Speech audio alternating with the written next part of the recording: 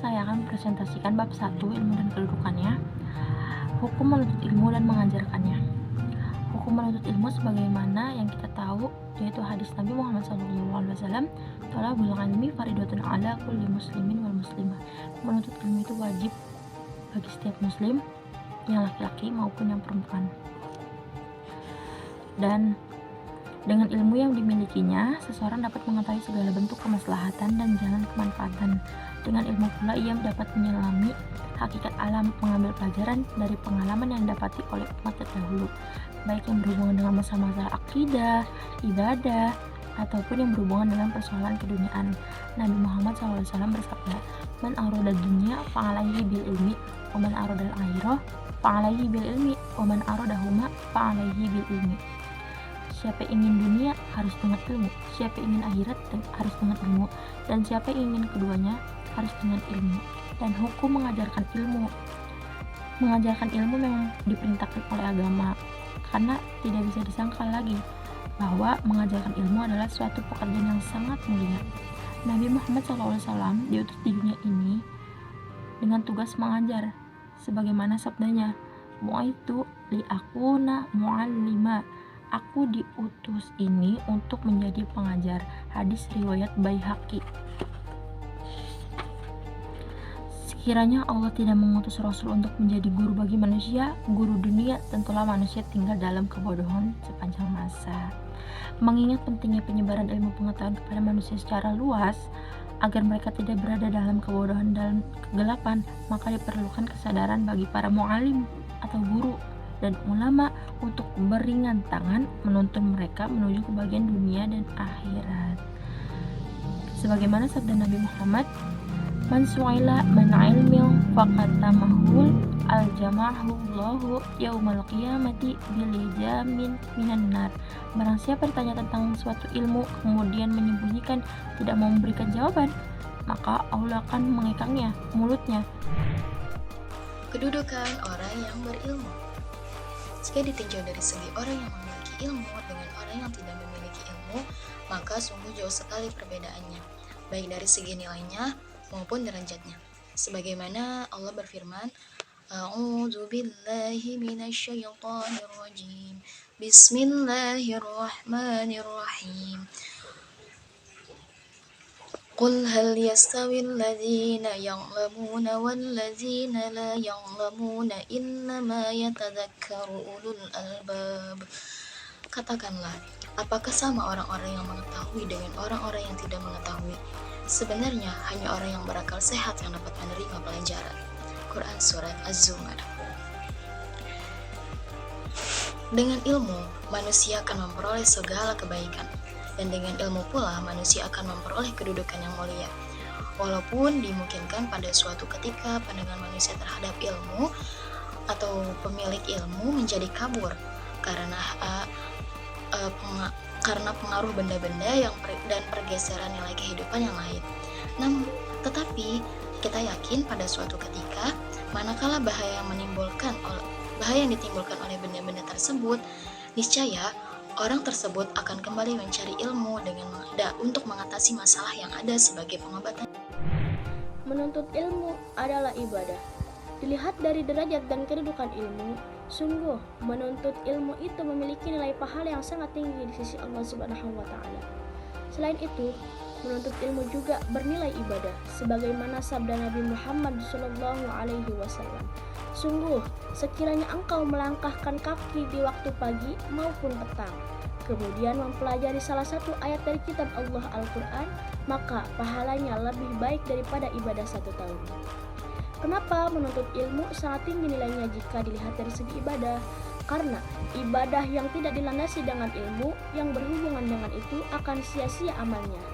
Syekh Ibnu Ruslan dalam kitabnya Az-Zubad menyatakan, "Wa kullu man bighairi ilmin ya'malu a'maluhu mardudatun la tuqbal." Siapa saja yang beramal melaksanakan amal ibadah tanpa dilandasi ilmu, maka segala amalnya akan ditolak, yakni tidak diterima. Sumber-sumber hukum Islam. Saya akan menjelaskan sedikit terkait Al-Quran. Yang pertama, ini pengertian Al-Quran ialah kalam Allah Subhanahu wa ta'ala, yang diturunkan kepada Nabi Muhammad SAW melalui malaikat Jibril sebagai mukjizat. Kemudian pembahasan yang kedua ini sebab-sebab atau asbab diturunkannya Al-Quran, ya ini bagi orang yang ingin mengetahui hukum-hukumnya atau ilmu-ilmu yang terkandung di dalam Al-Quran.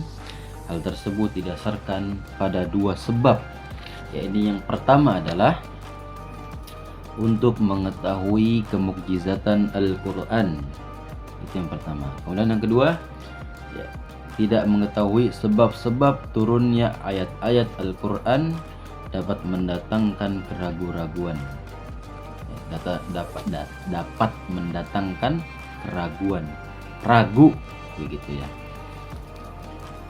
Ayat Al-Quran yang turun karena ada pertanyaan dari sahabat Nabi, antara lain terdapat pada ayat-ayat yang memiliki ciri atau didahului oleh lafal yas'alunaka, yang mana terdapat dalam surat Al-Baqarah, wa yas'alunaka madza yunfiquna qulil afwa, yang artinya, dan mereka menanyakan kepadamu tentang apa yang harus mereka infakkan, katakanlah kelebihan dari apa yang diperlukan.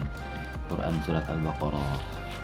Lanjut yang ketiga, garis-garis besar isi dari Al-Quran memiliki 5 pokok, yakni yang pertama tauhid, kepercayaan kita kepada Allah Subhanahu wa taala. Kemudian yang kedua, tuntunan ibadah sebagai perbuatan yang menghidupkan jiwa tauhid.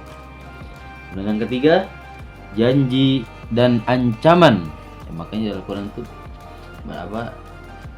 ada janji, ada ancaman bagi umat-umat dari Nabi Muhammad dan sebagainya. Al-Quran menjanjikan pahala bagi orang yang mau menerima dan mengamalkan isi Al-Quran, dan mengacam mereka yang mengingkari isinya. B. Sunnah. Pengertian sunnah. Sunnah menurut bahasa artinya perjalanan, pekerjaan, atau cara. Sedangkan menurut istilah ialah perkataan Nabi Muhammad SAW, perbuatannya, ketetapannya, yaitu sesuatu yang dilakukan oleh sahabat, baik dari perkataan maupun perbuatan mereka. Dan Nabi SAW tidak menegurnya. Pembagian tingkatan sunnah. Sebagaimana kita mengetahui bahwa sunnah merupakan sumber hukum Islam, akan tetapi sepeninggal Rasulullah SAW ternyata banyak hadis atau khabar, itu yang pertama, khabar yang pasti kebenarannya seperti apa yang datang dari Allah, Rasulnya, dan khabar yang diriwayatkan dengan jalan mutawatir. Dan yang kedua, khabar yang pasti salahnya pemberian tentang hal-hal yang tidak mungkin dibenarkan oleh akal. Dan khabar yang ketiga yaitu yang tidak dapat pasti. Selanjutnya yaitu ada pengertian ijma. Ijma menurut bahasa yaitu sepakat, setuju, atau sependapat. Pembagian ijma yaitu terbagi menjadi dua. Yang pertama ada ijma qauli, di mana para ulama yang ahli ijtihad menetapkan pendapatnya baik dengan lisan maupun tulisan, yang menerangkan persetujuannya atas pendapat mujtahid lain di masanya. Yang kedua ada ijma sukuti, yang dimana diamnya para mujtahid terhadap suatu persoalan, mereka tidak mengeluarkan pendapatnya atas mujtahid lain. Dan diamnya itu bukan karena takut atau malu. Ijma ini disebut juga ijma zani. Selanjutnya yaitu sandaran ijma, terbagi menjadi dua. Yang pertama pada masa Khulafaur Rasyidin, dan yang kedua setelah pada masa Khulafaur Rasyidin. Sandaran ijma. Sandaran ijma ini tidak mempunyai sandaran yang kuat, sebab ijma bukanlah dalil yang terdiri sendiri. Sandaran ijma ada kalanya dalil yang qat'i, yaitu dari Al-Quran dan hadis yang mutawatir. Ijma sebagai hujjah. Ijma dapat menjadi hujjah atau pegangan dengan sendirinya di tempat yang tidak didapati dalil nas, yakni Al-Quran dan hadis.